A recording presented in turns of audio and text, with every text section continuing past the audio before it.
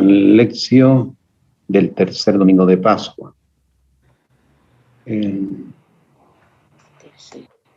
Tendremos, pues para los que llevan la liturgia de las horas, la tercera semana del Salterio, y nuestros textos bíblicos estarán pues aquí ordenados.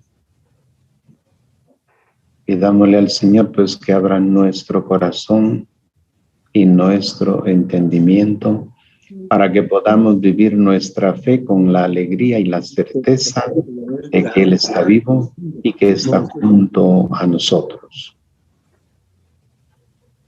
Señor Jesús, tú que habías sido colgado en la cruz y que te habían puesto en un túmulo, ahora te apareces y saludas a tus discípulos diciéndoles: la paz esté con ustedes.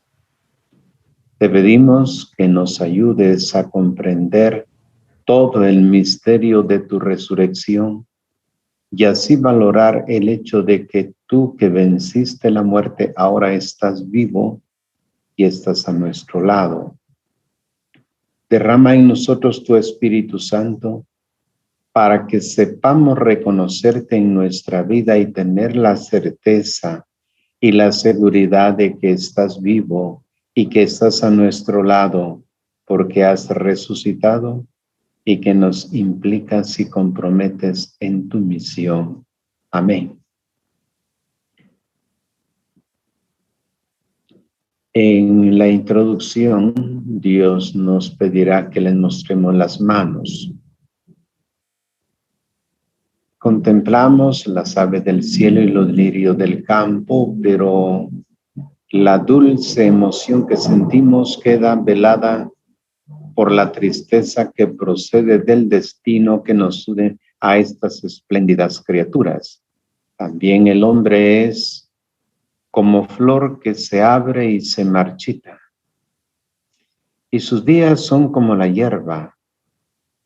El grano muere para renacer de nuevo, y un árbol tiene esperanza, aunque lo corten, vuelve a rebrotar y no deja de echar renuevos.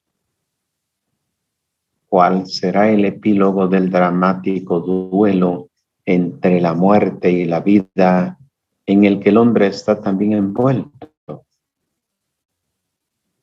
No hay duda, la última palabra la tendrá, no hay duda, la última palabra la tendrá de la muerte. Tras miles de millones de años, la vida se apagará en el universo. ¿Qué sentido tiene entonces? ¿Qué sentido entonces habrá tenido nuestro paso por la tierra? Habrá sido como un meteorito que no dejará huellas. Tenemos la sensación de ser prisioneros, de estar encadenados en un mundo destinado a la muerte, del que no nos es permitido escapar. Este es el gran enigma indescifrable al que los hombres han tratado desesperadamente de dar una respuesta. La luz de la Pascua ha disuelto para siempre las tinieblas y las sombras de la muerte. Este mundo no es una tumba, sino el seno en el que crecemos y nos preparamos para la vida sin límites, sin fronteras. La creación desembocará en nuevos cielos y una nueva tierra. Dios observará nuestras manos y nuestros pies para ver las marcas del amor. Estamos en ese contexto de la Pascua en el que hablamos del paso. Al hablar del paso, hablamos del paso de Jesús, que a la vez está anunciando nuestro paso. De manera que los testimonios bíblicos tendrán como finalidad iluminar nuestra vida frente a ese paso. Pareciera entonces que nuestro mundo tiene este orden de la naturaleza que nace, crece, reproduce y muere. Visto desde la naturaleza, ese es el punto. Pero no somos pura naturaleza, sino que hay algo en nosotros que reclama una nueva expresión de vida. Y ese hálito divino es lo que nos permite a nosotros pensar o plantearnos que hay más allá. Y a la luz de la resurrección del Señor, contemplaremos qué es lo que está en el aquí y ahora que continúa en lo eterno. Para eso estas páginas nos van a ayudar. La primera está tomada, la primera lectura de los Hechos 3, 13 al 15 y 17 al 19. En aquellos días Pedro dijo a la gente: el Dios de Abraham, de Isaac y de Jacob, el Dios de nuestros padres, ha glorificado a su siervo Jesús, al que entregaron y rechazaron ante Pilato, que había sentenciado ponerlo en libertad. Ustedes rechazaron al santo e inocente y pidieron como una gracia la libertad de un homicida, mientras dieron muerte al Señor de la vida. Dios lo ha resucitado de la muerte y nosotros somos testigos de ello. Ahora bien, sé que tanto ustedes como sus jefes lo hicieron por ignorancia. Solo que Dios ha cumplido así lo anunciado por todos los profetas, que su Mesías iba a padecer. Ahora arrepiéntanse y conviértanse, para que todos sus pecados sean perdonados.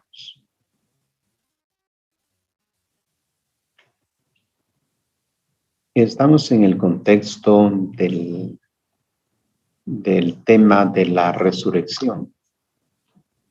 Y a lo largo de la semana, pues la octava de Pascua, se planteó el pasaje de los discípulos que van a Emaús.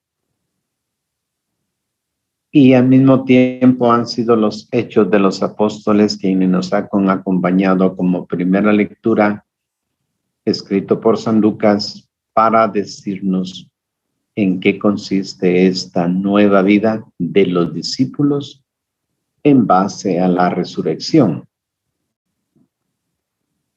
Después de haber sanado a un tullido que le pedía limosna junto a la puerta del templo, llamada Hermosa, Pedro pronuncia el discurso del que está tomada la lectura de hoy. El extraordinario prodigio llevado a cabo ha suscitado admiración y estupor entre los asistentes, que se preguntan sobre lo sucedido. ¿Quiénes son esos apóstoles? Curanderos dotados de poderes misteriosos y extraordinarios. Pedro aclara: israelitas, ¿por qué se asombran y se quedan así mirándonos como si nosotros hubiéramos hecho caminar a con nuestro propio esfuerzo o santidad? No es a nosotros a quien se debe atribuir la curación que se ha realizado, sino a la fe en Cristo. Es una señal evidente de que Jesús está vivo. Es en este contexto en el que viene inserida nuestra lectura de hoy. Ahora, ¿en qué sentido la curación de un tullido prueba que Jesús ha resucitado? Quizás porque se trata de un milagro extraordinario que solamente lo puede hacer Dios. Si fuera así, quien no está en grado de realizar prodigios semejantes no puede ser testigo de la resurrección. Pedro repite como un estribillo en sus discursos: nosotros somos testigos. Los apóstoles se sienten testigos de la resurrección porque las obras que hacen prueban inequivocablemente que Cristo está vivo. Jesús ha recorrido los caminos de Palestina anunciando el Evangelio, curando a los enfermos, dando de comer a los que tenían hambre, recuperando a los perdidos. Si estas obras continúan realizándose con la misma fuerza y poder, aunque no sucedan milagros, quiere decir que Jesús está vivo, que continúa actuando a través de sus discípulos y que su espíritu está presente en el mundo. La presencia del resucitado es que Él está en sus discípulos. Él está en el mundo. Por eso los milagros aquí acontecidos revelan la presencia del resucitado. Es así como todo discípulo está llamado a ser testigo de la resurrección. Quien anuncia el mensaje de salvación, quien se empeña en combatir el hambre, el dolor, la enfermedad, quien hace andar a los tullidos que no consiguen avanzar en el camino de la vida, quien movido por el Espíritu realiza las obras de Cristo, es testigo de que Él está vivo. Hay en el discurso de Pedro otro detalle a tener en cuenta. Los títulos atribuidos a Jesús: primero, siervo fiel a Dios, santo, inocente, pero ahora Señor de la vida. No se trata de títulos honoríficos, sino una síntesis de la fe de los primeros cristianos. Toda la perspectiva de la vida cambia si se cree realmente que estos títulos pertenecen a Jesús. Si estamos convencidos de que Él, el derrotado a los ojos del mundo, es, por el contrario, el hombre completo según Dios, el único santo y justo, y que el camino de la cruz por Él propuesto conduce a la vida. Un tercer detalle se refiere a la contraposición dramática entre muerte y vida, entre las obras de los hombres y la obra de Dios presente en este discurso. Por una parte se pone en evidencia la acción de los hombres que matan al autor de la vida y que prefieren a un asesino. Por otra viene resaltada la intervención de Dios que resucita y da la vida. Es un mensaje de esperanza el que Pedro comunica. El amor de Dios termina siempre por prevalecer. Sabe sacar el bien incluso de los errores de los hombres.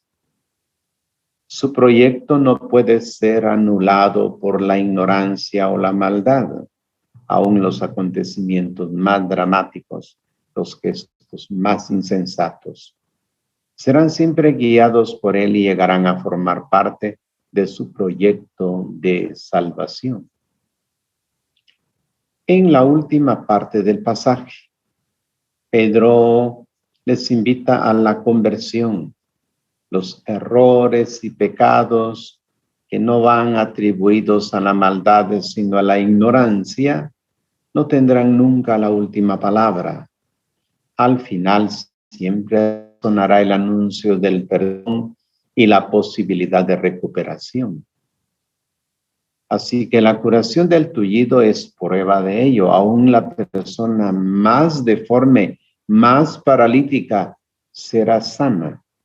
por el poder del Espíritu del resucitado. Hoy, como entonces, es el mensaje que el autor de los Hechos dirige a los cristianos de sus comunidades. La curación del pecado pasa por dos etapas. Uno, la primera es la toma de conciencia del mal cometido.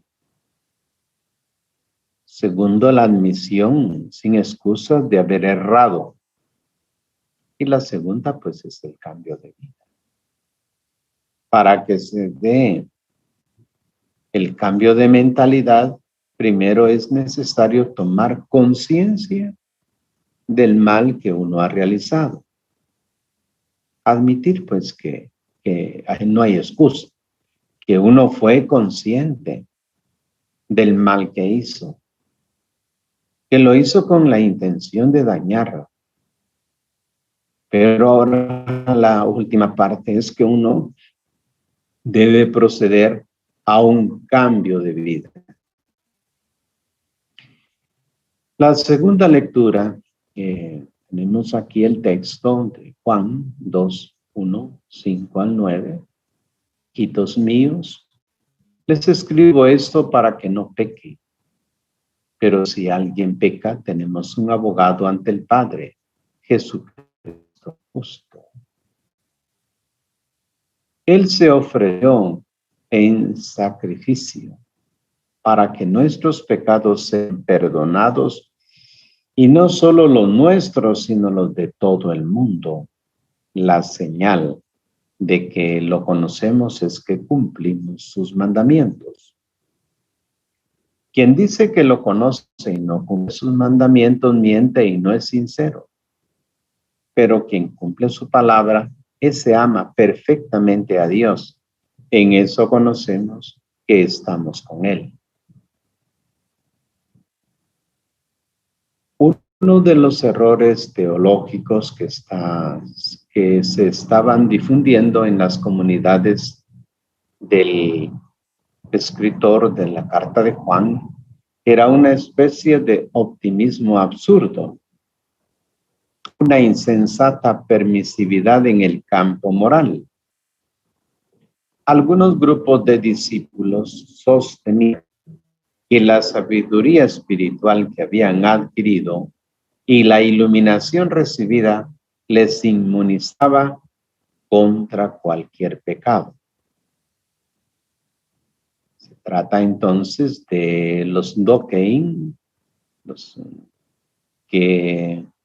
docetistas, que eran guiados por la filosofía platónica, en el que ellos decían que lo humano era totalmente pecado, mientras que el alma era el ente que era capaz de percibir el conocimiento que era suprasensorial, de conocimiento directo de la experiencia del encuentro con el Eterno, y que estaban exentos porque ya eran santos y no cometían ningún pecado. Juan desenmascara y denuncia con severidad esta peligrosa ilusión. Si decimos que no hemos pecado, nos engañamos y no somos sinceros. Si confesamos nuestros pecados, Él es fiel y justo para perdonarnos los pecados y limpiarnos de todo delito. Si decimos que no hemos pecado, lo hacemos pasar por mentiroso y su palabra no está en nosotros. El cristiano es consciente, pues, de la propia fragilidad y reconoce que incluso después de haber sido perdonado, sigue siendo débil y continúa pecando. No obstante, posee una buena noticia: aunque peque, tiene ante el Padre a un abogado, Jesucristo el justo. No debe, pues, tener miedo alguno, sino la certeza de que la salvación no estará reservada a un pequeño grupo de creyentes, alcanzará pues a todos los hombres. La segunda parte de la lectura se dirige a quien afirma conocer a Dios, pero no practica sus mandamientos. La fe, declara Juan, no puede separarse de la vida. Solo quien cumple su palabra, ese ama perfectamente a Dios. Quien se limita a profesar de palabra la propia adhesión a Cristo es un mentiroso y se coloca fuera del proyecto de salvación. Esto no significa que se encamina a la pérdida eterna. Una interpretación semejante estaría en contradicción con lo anteriormente afirmado. Se trata más bien de una seria invitación a tomar conciencia de que quien se aleja del Señor y de sus caminos se separa de la fuente del amor, de la alegría y de la vida. Tenemos pues dos textos. El primero, el testimonio del resucitado, que se concreta en seguir haciendo las obras del resucitado. Y la segunda es retomar estos conceptos, sabiendo que no se trata de una doctrina que coloque a la persona en un sentido directo con Dios, sino que todo será a través de su palabra, a través de la iglesia. Quienes andan entonces en esas visiones un poco particulares entran en esa primera cuestión que señalaba el apóstol. Y los segundos son aquellos que, siguiendo los caminos de Dios, consideran que no son pecadores. Bien, esto ahora nos permite entrarnos en el Evangelio, que está tomado del evangelista Lucas 24, 35 al 48. Texto principal que tenemos ahora en el texto. En aquel tiempo contaban los discípulos lo que les había sucedido en el camino y cómo lo habían reconocido al partir el pan. Estaban hablando de esto cuando se presentó Jesús en medio de ellos y les dijo: la paz esté con ustedes. Espantados y temblando de miedo, pensaban que era un fantasma. Pero él les dijo: ¿por qué se asustan tanto? ¿Por qué tantas dudas? Miren mis manos y mis pies, soy yo mismo. Tóquenme y vean, un fantasma no tiene carne y hueso, como ven que yo tengo. Dicho esto, les mostró las manos y los pies. Era tal el gozo y el asombro que no acababan de creer. Entonces les dijo: ¿tienen algo aquí, algo de comer? Le ofrecieron un trozo de pescado asado. Lo tomó y lo comió en su presencia.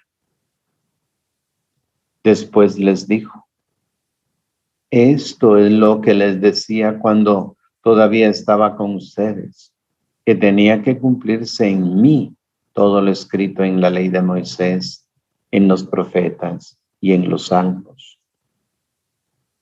Entonces les abrió la inteligencia para que comprendieran la escritura. Y añadió: así está escrito, que el Mesías tenía que padecer y resucitar de entre los muertos al tercer día, que en su nombre se predicaría penitencia y perdón de pecados a todas las naciones, empezando por Jerusalén. Ustedes son testigos de todo esto.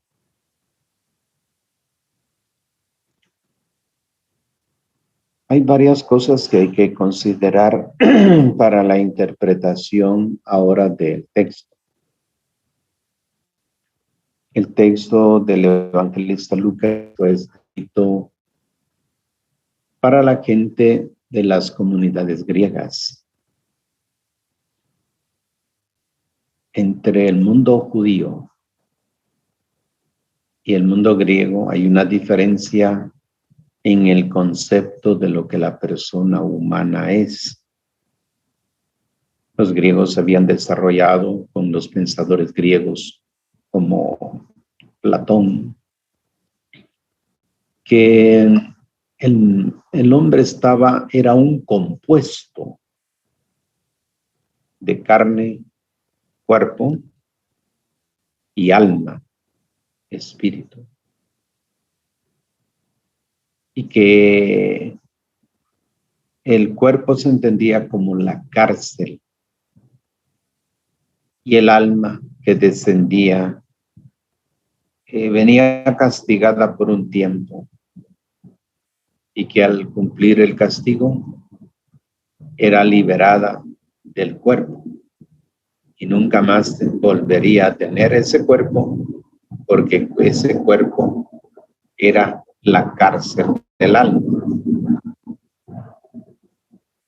Escribiéndoles entonces a los griegos, la gran pregunta es ¿por qué plantea la resurrección San Lucas con esta terminología? Y a diferencia del concepto judío, en el concepto judío Dios se encarnó y al encarnarse asumió la naturaleza humana, no la desechó, la hizo suya, la hizo divina. Por eso su paso por la Pascua es el paso por la muerte. Y la muerte no lo vence, sino que su corporalidad se glorificará y estará en un cuerpo glorioso, pero es toda la persona, es toda la corporalidad propia de lo que el hombre y la mujer somos. De manera pues que aquí estamos ante este dilema de qué concepto manejamos los guatemaltecos. ¿Qué concepto manejamos? Es decir, cuando yo digo manejar, es lo que pensamos que sucede con las personas.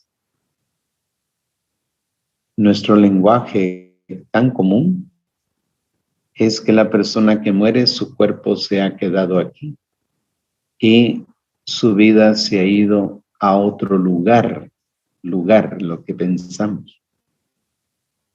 De ahí que en el mundo religioso se plantea de que el alma se va a unos jardines especiales, se va a unos lugares preciosos y que el alma es la que anda. Tan es así que creemos aún en estas apariciones de almas que diríamos de personas que vienen a asustar a las gentes. Más cuando llega el tiempo de noviembre, se plantea de que aparecen las personas y hay una serie de narraciones que nos narran este tipo de cuestiones. De ahí que las personas pensemos bien que los muertos se aparecen como fantasmas. Ese mundo griego en la práctica es nuestra forma de pensar. Y quizás por eso no entre en nuestra mente la mentalidad de Jesús, que Él nos plantea una presencia permanente real. Lo veremos ahora en esta explicación que San Lucas trata de darle a la comunidad a fin de que comprenda en qué consiste la presencia del resucitado. La experiencia del resucitado narrada en este pasaje evangélico ha tenido lugar en Jerusalén en el día de Pascua, día que comenzó con la visita de las mujeres al sepulcro y con el anuncio de la resurrección que ellas recibieron de dos hombres con vestidos brillantes. Así arrancó en el capítulo 24, los versículos 1 al 8, en donde los testigos son dos hombres, es decir, mártires. Mártir significa testigo. Y estos testigos visten vestidos brillantes, es decir, son hombres que pertenecen a un estado glorificado. Ellos son los que le dan respuesta a las mujeres que buscan a Jesucristo muerto. Pero por eso estos dos hombres aparecerán en el relato y al concluir el relato terminará diciendo: ustedes son testigos de esto. Ustedes son estos hombres vestidos brillantes que ante el sepulcro vacío son ustedes mis testigos. Pero ¿quién ha hecho la experiencia de pasar de la contemplación de un mundo estrictamente humano o simplemente la materialidad con la que contamos y no trascendemos? Entonces no podemos ser testigos porque no tenemos los vestidos brillantes. Bien entrada ya la noche, los 11 y un grupo de discípulos se encontraban discutiendo acerca de las manifestaciones del resucitado, de las que Simón y algunos otros habían sido testigos cuando llegan sin aliento los dos de Emaús, quienes refieren lo que les ha sucedido en el camino y cómo han reconocido al Señor al partir el pan. Dos cosas importantes son necesarias subrayar en esta afirmación: de que los discípulos están discutiendo acerca de las manifestaciones, de los signos del resucitado. Y cuando ellos están en esas discusiones, cuando Jesucristo es el objeto central de las discusiones, es en ese momento en el que el Señor se hace presente. Se habla de los que han sido testigos como Simón. Y cuando los otros testigos que lo encontraron en el camino hacia Emaús dan el testimonio de que lo han encontrado en el día en que celebraban la Eucaristía, celebraban la fracción del pan. Por lo tanto, se trata de un apunte litúrgico, porque el día de ayer que mencionamos en el Evangelio también se reunieron, dice, el primer día de la semana, domingo. La primera conclusión a la que llegamos por el relato es que los primeros cristianos eran conscientes de que el paso del sábado al domingo se dio directamente por la resurrección del Señor, que a los 8 días ellos se reunieron para hacerle presente en la fracción del pan. La íntima conexión entre lo que hoy nosotros celebramos Jueves Santo, Viernes Santo, Sábado Santo, es que se dio la despedida en el contexto de una cena y que la presencia permanece en el contexto de una cena, en el contexto de la celebración eucarística. Él ahí está presente. Por eso el relato dice: en este momento de alegría desbordante, he aquí que aparece Jesús en persona en medio de ellos. Esos son los versículos 35 al 36. Me imagino que tienen las Biblias a mano. Y el versículo 35 dice así, va. Versículo 35.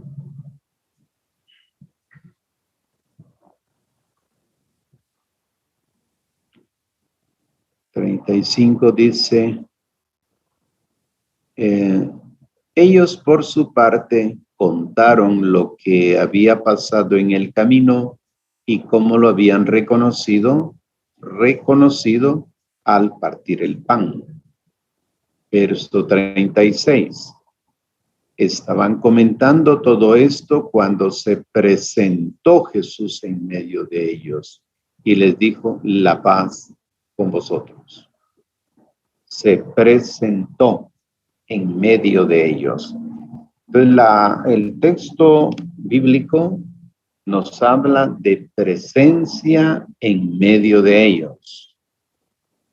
Era de esperar que los discípulos prorrumpieran en expresión de gozo, como refiere Juan en su evangelio. Los discípulos se alegraron al ver al Señor.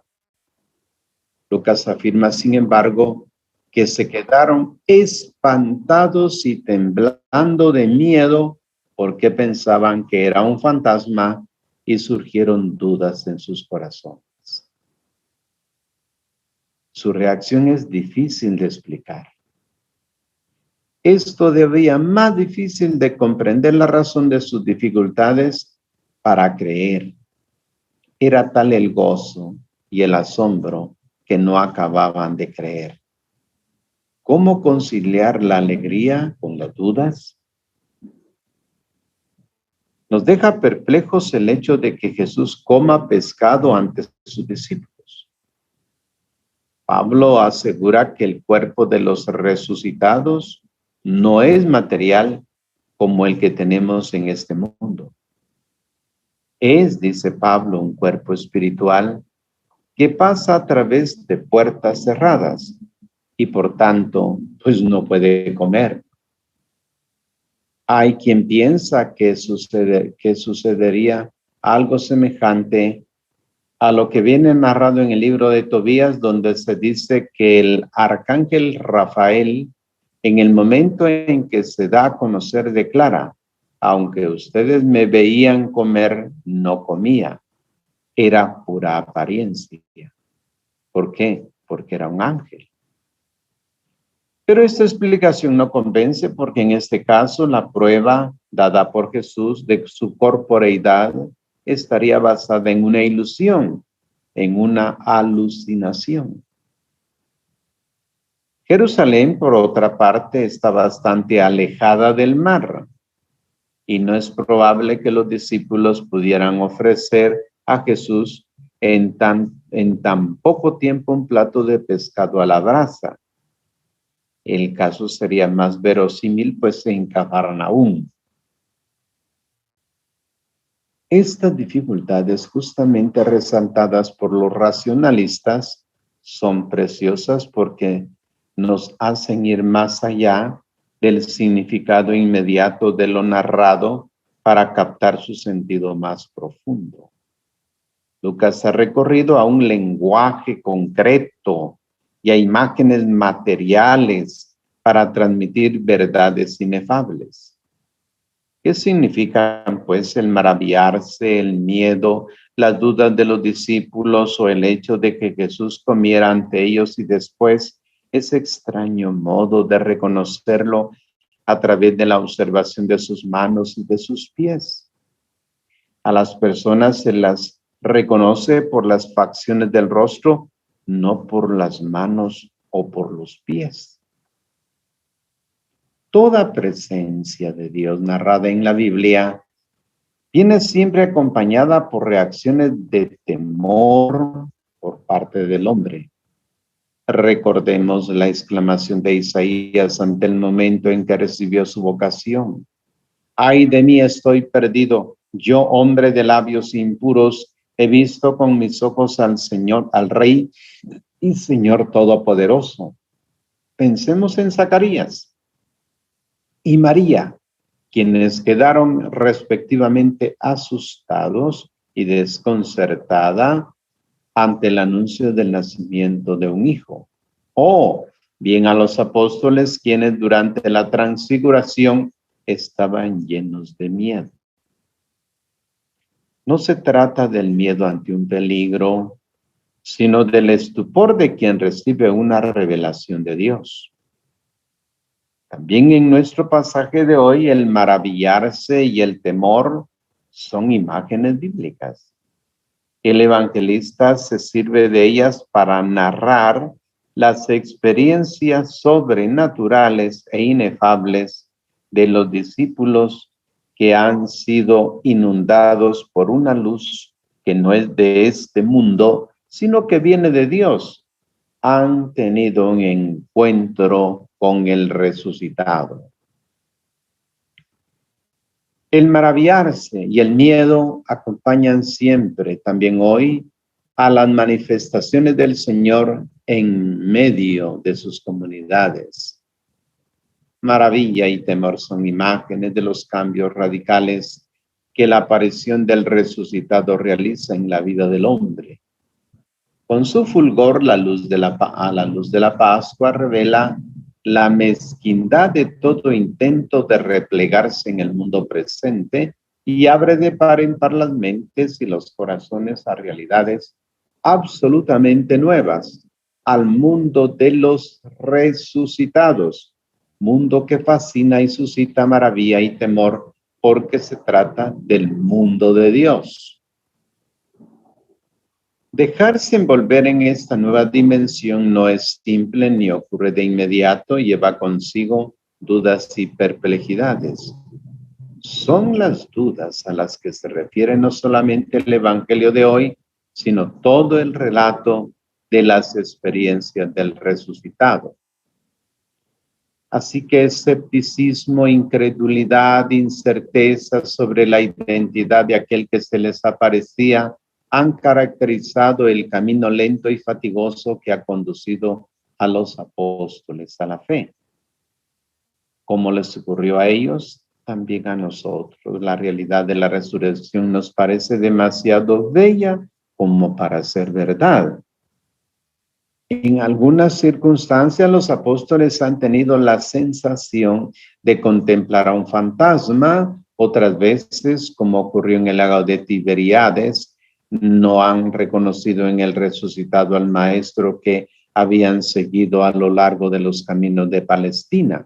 Incluso después de la última manifestación sobre un monte de Galilea, refiere el evangelista Mateo, algunos dudaron. Sin dudas, persistentes incluso después de tantas señales dadas por el Señor, prueban ante todo que los apóstoles no eran unos ingenuos. En segundo lugar, muestran que la fe no es un rendirse sin más ante la evidencia, sino que es la respuesta libre a una llamada. Existen siempre buenas razones para rechazarla y el hecho de que hayan incrédulos prueba que Dios actúa de manera muy discreta que no se impone a la libertad humana. Ahora bien, la insistencia del evangelista Lucas sobre la corporeidad del resucitado nace de una preocupación pastoral. Los cristianos a los que se dirigía estaban imbuidos de las ideas filosóficas griegas. No negaban que después de la muerte se entrara en una nueva forma de vida, pero esta la reducían a la supervivencia del componente espiritual del hombre. El cuerpo material era considerado como una prisión para el alma que aspiraba a desprenderse de la tierra y a ascender al cielo. La resurrección corpórea era inconcebible. Y cuando hablaban de apariciones de muertos, imaginaban siempre sombras, espíritus, fantasmas.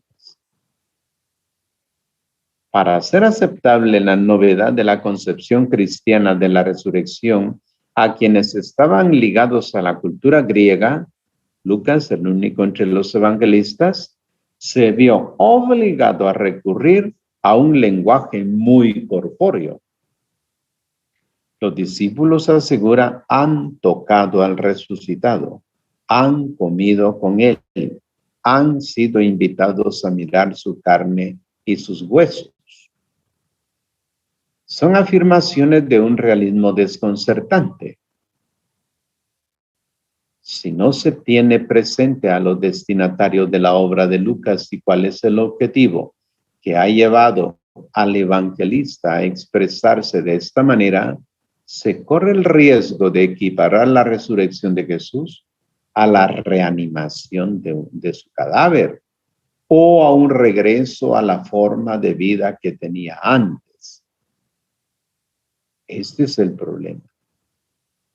Los resucitados no recuperan el cuerpo material compuesto de átomos y moléculas que tenían en este mundo.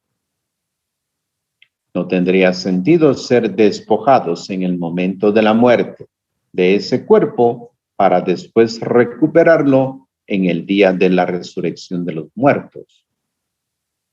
Dios no puede haber decretado la muerte del hombre para después darle la misma forma de vida.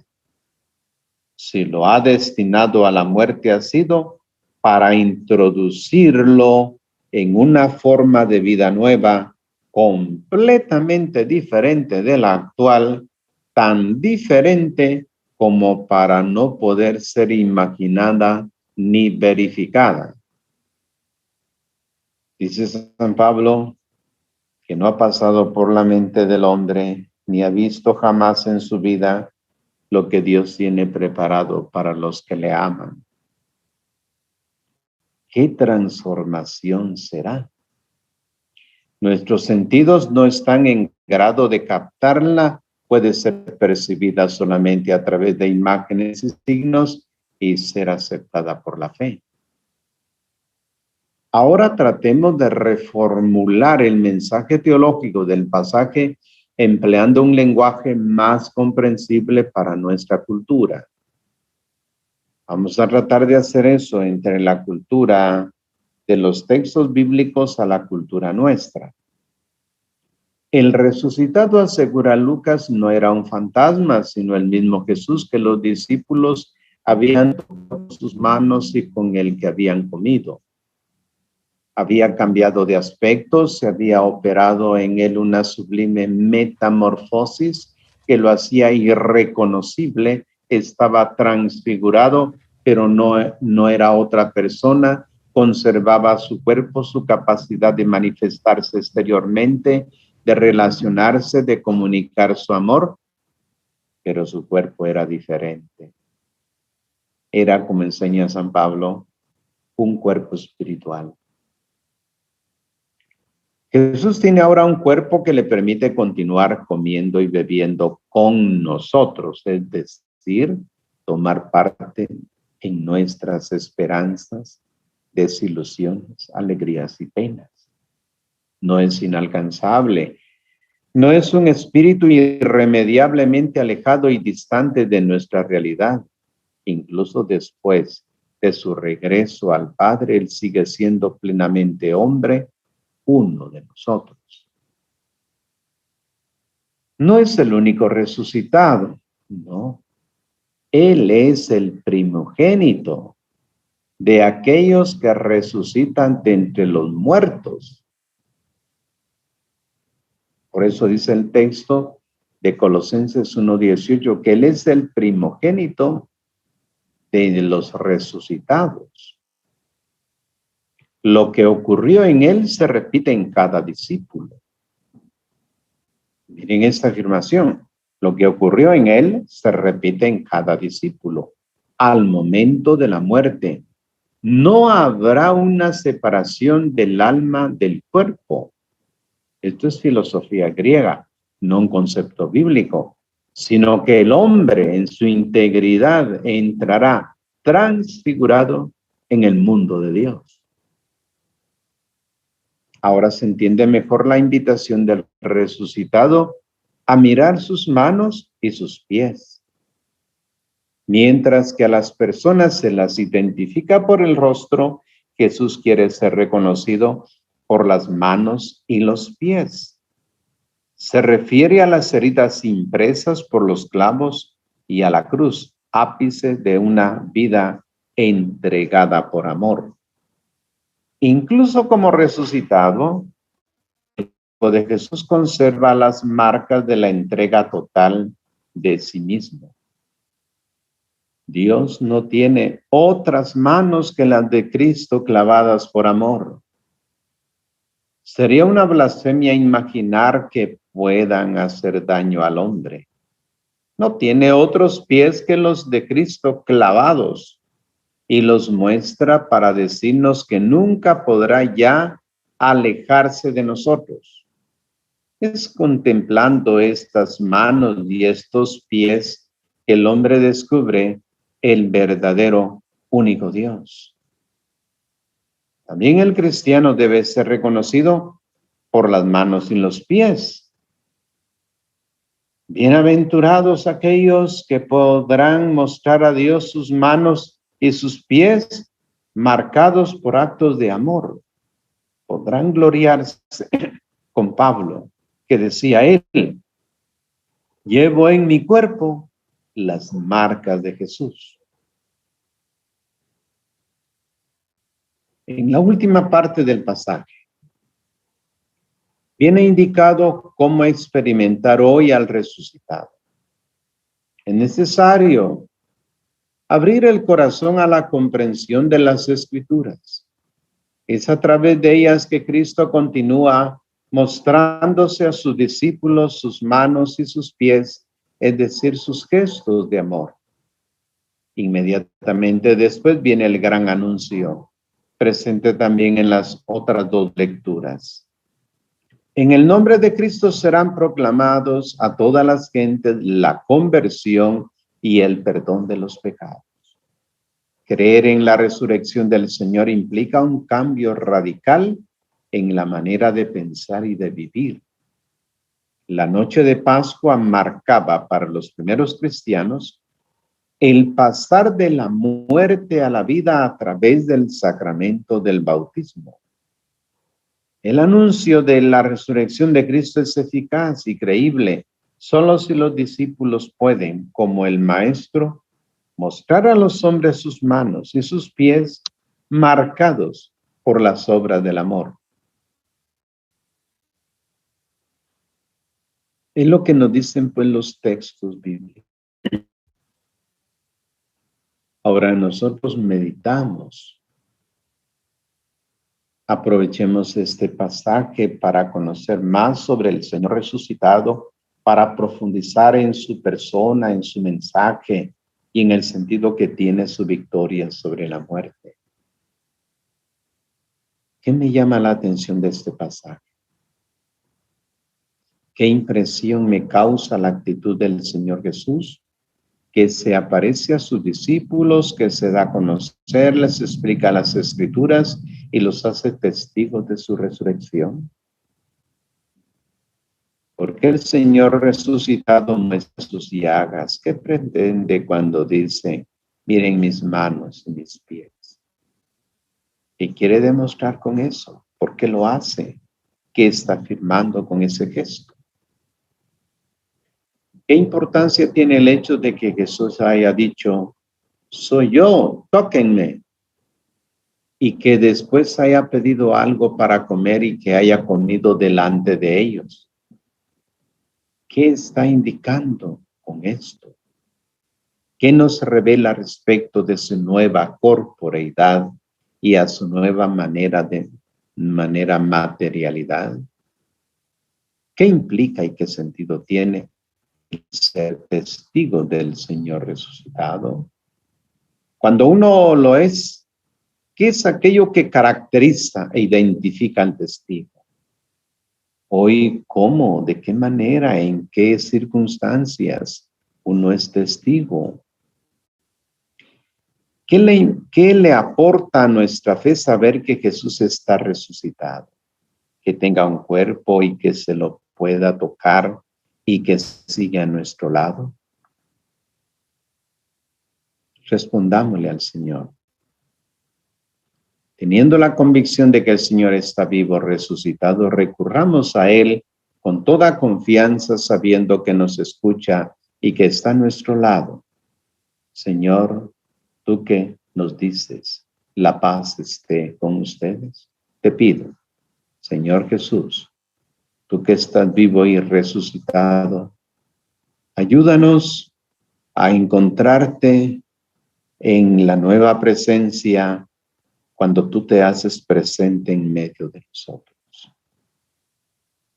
Señor Jesús, tú que nos haces tus testigos, haz que como testigos brillantes, conocedores de lo que es el hombre de hoy y la esperanza de la glorificación de lo humano, brillemos ante el mundo, quienes te buscan, viendo la brillantez de nuestra vida, escuchen el mensaje. Señor Jesús, danos la gracia de tu Espíritu Santo para que podamos nosotros seguir el mandato que nos dejaste en este relato, ser tus testigos. Y también tóquenme, soy yo, para que continúen las manos y tus pies en el mundo de hoy y podamos tocarte. Tú has vencido a la muerte. La cruz es buena nueva. Tengo cuerpo crucificado, pero glorioso. Tengo cuerpo y estoy en medio de ustedes. Tengo cuerpo y he restaurado la humanidad toda. Vivo y vivo para siempre. He resucitado para dar vida.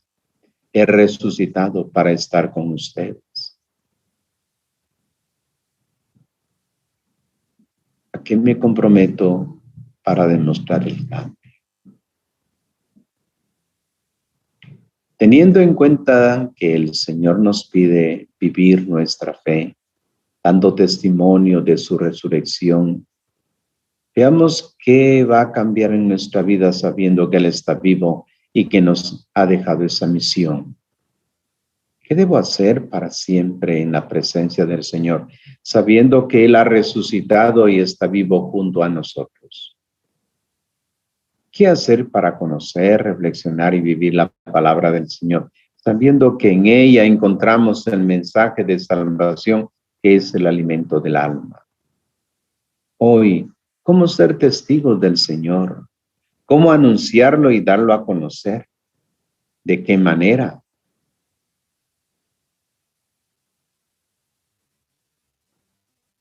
¿Cómo hago propio el texto? ¿Cómo lo voy a vivir?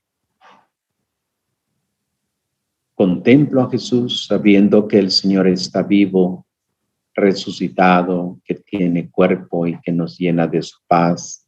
Aprovechemos este momento para abrirle el corazón y así tener con Él un diálogo de corazón a corazón.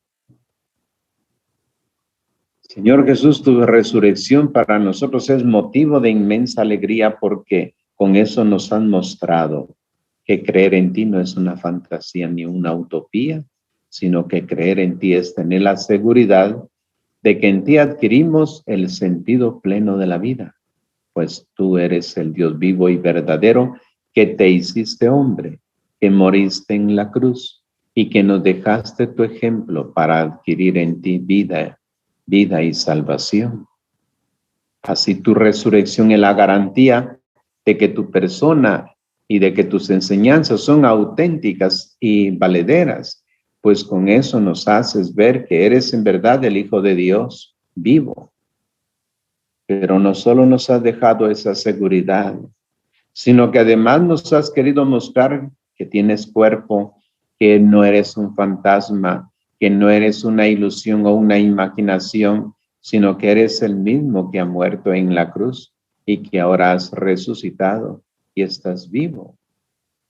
Por eso, te has hecho presente en medio de tus discípulos y les has mostrado tu costado haciendo referencia a lo que sufriste en la cruz, pero no solo eso, sino que pediste que te tocaran para que vieran y constataran que eras en verdad tú el que estabas ahí presente, y para que tuvieran aún más seguridad, le pediste algo para comer, para que de esa manera te dieran cuenta que tú no eras una ilusión o una fantasía, un espíritu o algo así, sino que de verdad eras el que había muerto en la cruz y que fue colocado en el sepulcro, pero que venciste la muerte y ahora tienes un cuerpo glorificado con una nueva materialidad y con una nueva manera de ser y de actuar.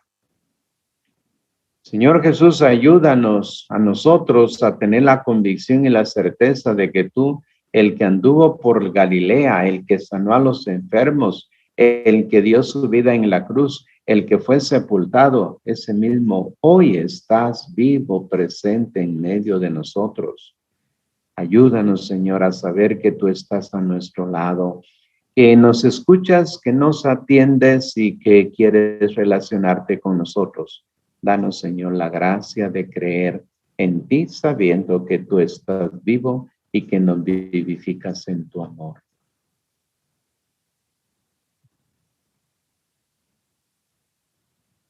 ¿A qué me comprometo para demostrar el cambio? Teniendo en cuenta que el Señor nos pide vivir nuestra fe, dando testimonio de su resurrección, veamos qué va a cambiar en nuestra vida, sabiendo que Él está vivo y que nos ha dejado esa misión. ¿Qué debo hacer para vivir siempre en la presencia del Señor, sabiendo que Él ha resucitado y está vivo junto a nosotros? ¿Qué hacer para conocer, reflexionar y vivir la palabra del Señor, sabiendo que en ella encontramos el mensaje de salvación que es el alimento del alma? Hoy, ¿cómo ser testigos del Señor? ¿Cómo anunciarlo y darlo a conocer? ¿De qué manera? Con la seguridad y la certeza de que el Señor está vivo, que está junto a nosotros, pidámosle que nos dé la gracia de vivir como Él quiere y espera de nosotros.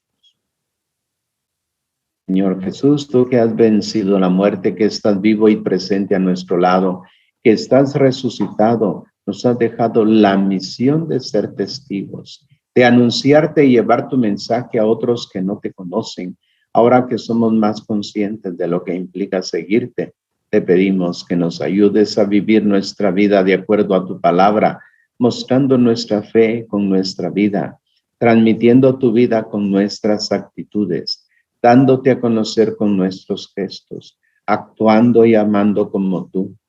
Tú que nos pides ser testigos, te pedimos que nos des una convicción tal de que estás a nuestro lado, que siempre hablemos con el corazón y transmitamos todo lo que sentimos de ti, porque eres tú el que vives en nosotros y actúas y te manifiestas en nosotros. Amén.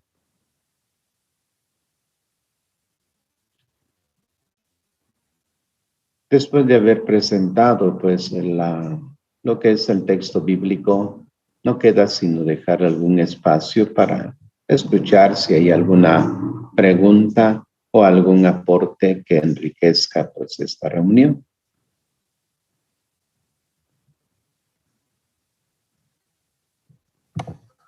Padre, muy buenas noches. ¿Cómo están todos?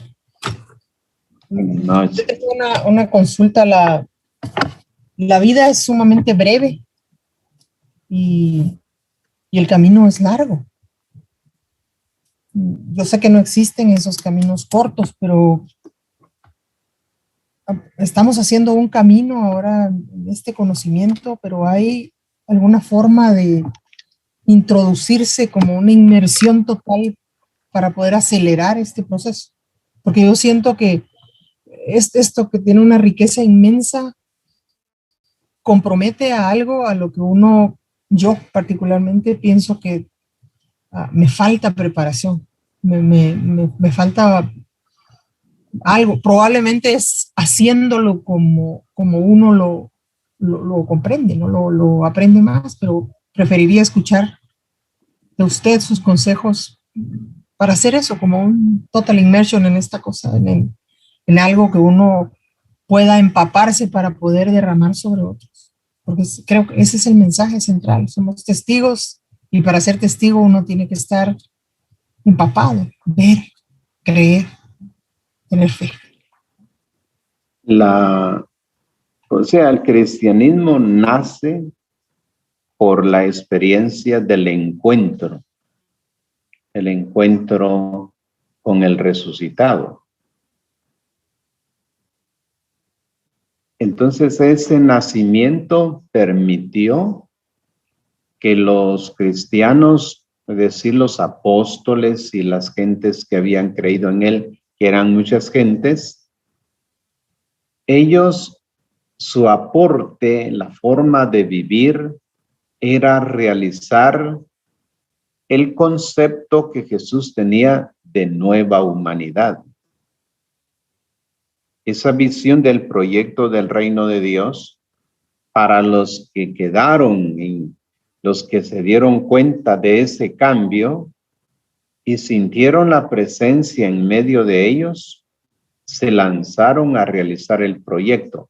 De ahí la importancia del día de ayer y de hoy, que nos plantean las manos y los pies.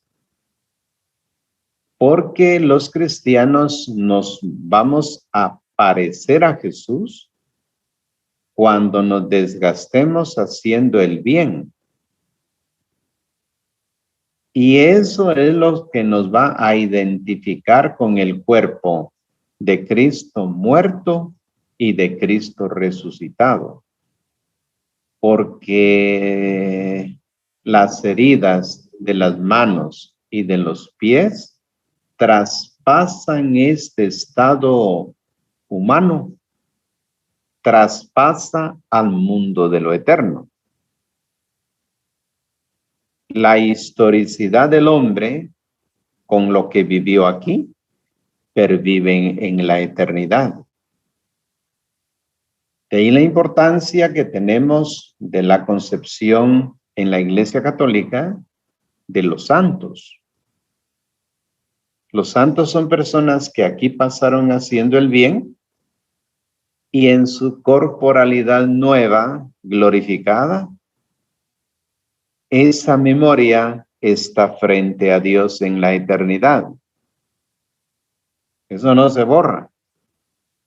No se borra el bien que se ha hecho, porque como dice Pablo, me siento crucificado en Cristo. Es decir, siento que mis manos, siento que mis pies, por el trabajo que estoy realizando, estoy literalmente clavado en él.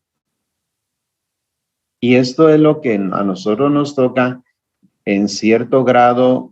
Cada quien va haciendo su propio camino de entrega, de compromiso, en donde se siente clavado literalmente en el proyecto de Cristo, muerto y resucitado.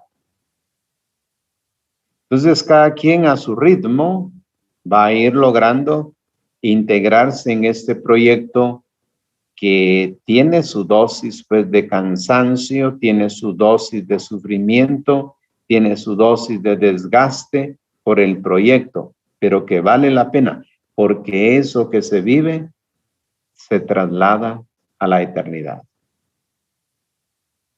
Por ahí vamos.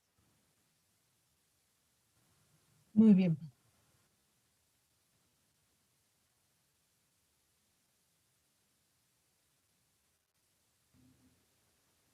Padre, buenas noches a todos. Buenas noches. Qué gran enseñanza, Padre. Yo iba pensando en principalmente en esta palabra de ser testigos, ¿verdad? Como decía Rosmunda. Y creo fervientemente, usted una vez nos dio una enseñanza que nos lanzáramos, iba muy enlazada con esta hace tiempo. Íbamos a estar siempre como, el desafío era como estar expuestos, me acuerdo yo algo así, nos dijo usted. Y ciertamente, autoevaluándome, creo que yo lo que le tengo más miedo es a no dar la talla y que se note, así confesándome aquí delante de todos, ¿verdad? Más es la parte social la que me impide en algún momento el lanzarme, ¿verdad? Más que en cuanto a poder o no, ¿verdad? Porque cuando uno no puede, pues simplemente dice, bueno, hoy no pude y ya, ¿verdad? Y lo voy a tratar otra vez, o veo o si yo no puedo, pues busco ayuda, etcétera, ¿verdad? Pero en cuanto a esas heridas, digamos, de corazón, tomando en cuenta esa analogía y esa verdad de las heridas de las manos y los pies de Jesús, esas heridas de corazón es a las que yo más miedo le tengo, pero pues voy a retomar esa enseñanza que usted nos dio hace tiempo para tener esa valentía de lanzarme para ser realmente testigo de Jesús, ¿verdad? Él, como lo hicieron los discípulos, los apóstoles, perdón, ellos se lanzaron y pues a lo que iban, ¿no? A ser esos testigos fieles de Jesucristo. Da miedo y el escuchar a Rosbunda me da también como saber que no estoy solita. Gracias. Muy bien, Xiomara. Buenas noches, padre. Buenas noches a todos. Bueno, entonces somos tres, ¿verdad? Porque entonces Rosmunda, Xiomara y yo. Ya somos tres. Ya vamos siendo equipo. No, mire, yo pienso que lo más importante es estar y seguir, ¿verdad?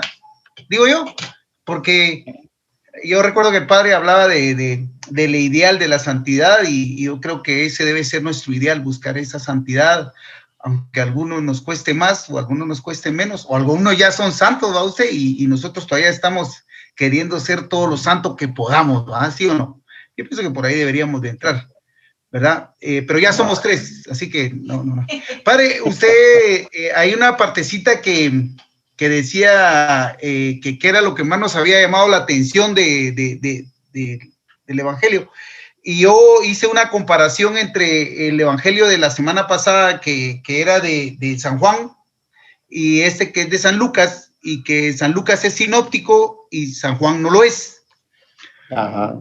Pero hay bastante relación en los dos, ¿verdad? Porque cabalmente después de la resurrección, y aquí Lucas habla de y se le apareció a los apóstoles, ¿sí? Y Juan habla de se le apareció a los discípulos, ¿verdad? Hay bastante similitud en los dos evangelios porque a los dos les da la paz shalom, ¿sí? Los dos dan la paz shalom. Y a pesar de que San Juan no es sinóptico, pero yo digo que sí, tiene bastante, les aparece, también les da una misión, porque a los anteriores con San Juan los manda también con el Espíritu Santo y los manda a la misión. En este caso también les da una instrucción. En el pasado les habló del Espíritu Santo y ahorita los manda a ser testigos, pero en el versículo 49 dice, ahora voy a enviar sobre vosotros las promesas de mi Padre, y está hablando del Espíritu Santo, ¿sí? No está dentro de la lectura, pero terminaba así este capítulo con esta partecita del ya para terminar con la ascensión. Entonces, también habla del Espíritu Santo como hablaba Lucas en la vez pasada. Eso me llamó mucho la atención porque estaba tratando de verlo de la semana pasada con esta. Es casi lo mismo, pero en diferente forma y a pesar de no ser sinóptico. Eso fue lo que me llamó la atención. Y con la segunda lectura, bonito, nos invita a ya no seguir pecando. Eso, él dice, ya no pequen más, ¿sí? Y segundo dice, bueno, si pecan, tengan la confianza que está nuestro Padre y que yo voy a ser intercesor ante ustedes. Eso estoy diciendo yo, Padre. Ahí no digo eso. Pero por favor, es que puede haber una mala interpretación de que yo le echo salsa a los tacos. Y sí, sí es cierto. Pero como usted dice que no hay que decir más de lo que dice, ¿va? Sí, porque entonces ahí sí estamos pecando, ¿va, Padre? Pero bueno, eso fue lo que yo entendí, que no perdamos la fe, aunque usted hablaba de los doque, sí, usted los doque, y yo leí de los gnósticos, ¿sí? De la influencia griega que había del conocimiento, del gnosticismo, ¿sí? Entonces, decía ahí que los gnósticos decían que con solo saber o solo tener el conocimiento ya eran salvos. De acuerdo a lo que yo leí y lo que yo recuerdo, ¿verdad? Por favor, no se malinterprete, que no estoy diciendo, sino que lo que yo estoy recordando. Pero usted habló de los doque y yo leí de los gnósticos, y entonces yo quisiera saber cuál es la diferencia entre los doque y los gnósticos, porque al final dice que también las obras son parte, no solo no pecar, ¿verdad?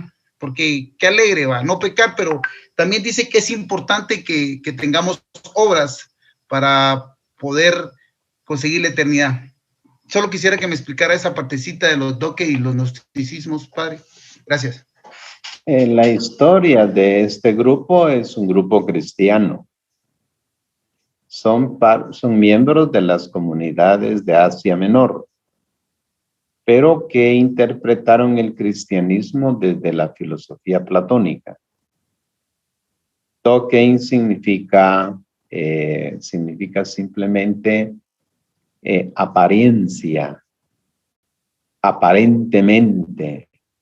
Entonces, ellos no aceptaban de que Dios se hubiera encarnado porque entendían la materia como lo peor. Entonces, no pudo Dios encarnarse. Esa era la teoría de esos cristianos que rechazaban que Dios se hubiera hecho hombre. Pero eso lo viven en las comunidades. Y cuando San Juan escribe, tienen ese problema las comunidades. De ahí que la tesis de San Juan en 1:14 diga, y el verbo se hizo sarx, carne. Bios es lo normal en griego para decir vida, pero sarx significa que se hizo contingencia, debilidad. Dios se hizo debilidad, por eso murió. Entonces es la tesis que va a desarrollar a lo largo de todo el Evangelio. Y en particular ahora que aparece el tema, pues le demostrará a los dokein, a los griegos, porque en Lucas escribía griegos, en el que la filosofía platónica es la palabra de Dios, y ellos no pueden aceptarte de que alguien que se muere pues sea corpóreo.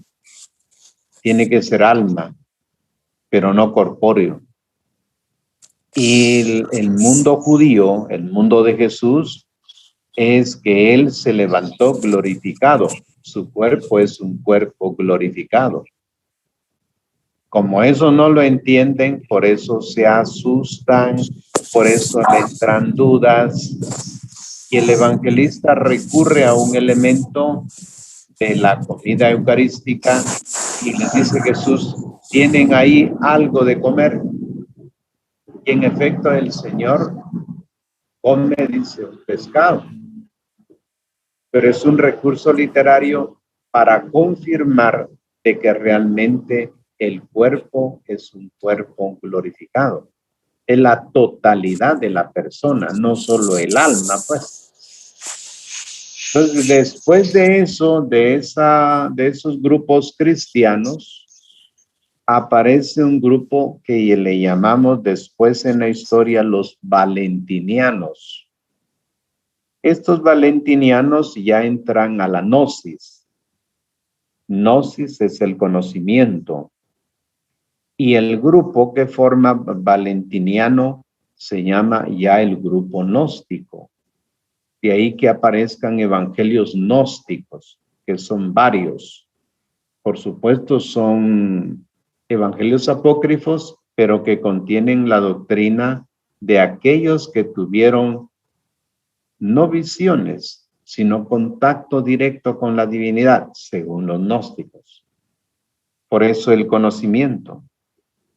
Entonces, los gnósticos se distinguen por esta razón. Entre los cristianos decían, no tenemos necesidad de recibir ninguna enseñanza, porque la enseñanza la recibimos de forma directa con Jesucristo. Nosotros somos superiores a todo. Nadie nos puede enseñar porque tenemos el contacto directo. Entonces, ese es el proceso de llegar a los gnósticos y luego el gnosticismo.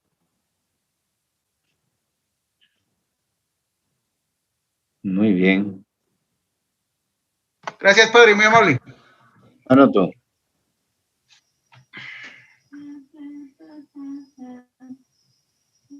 Bueno, no habiendo más a quien oír, damos por cerrado el tema y nos despedimos diciendo: Dios te salve María, llena eres de gracia, el Señor es contigo. Bendita eres entre todas las mujeres y bendito es el fruto de tu vientre, Santa María, Madre de Dios, ruega por nosotros pecadores, ahora y en la hora de nuestra muerte. Amén. Que el Señor nos bendiga y nos dé su paz en el nombre del Padre y del Hijo y del Espíritu.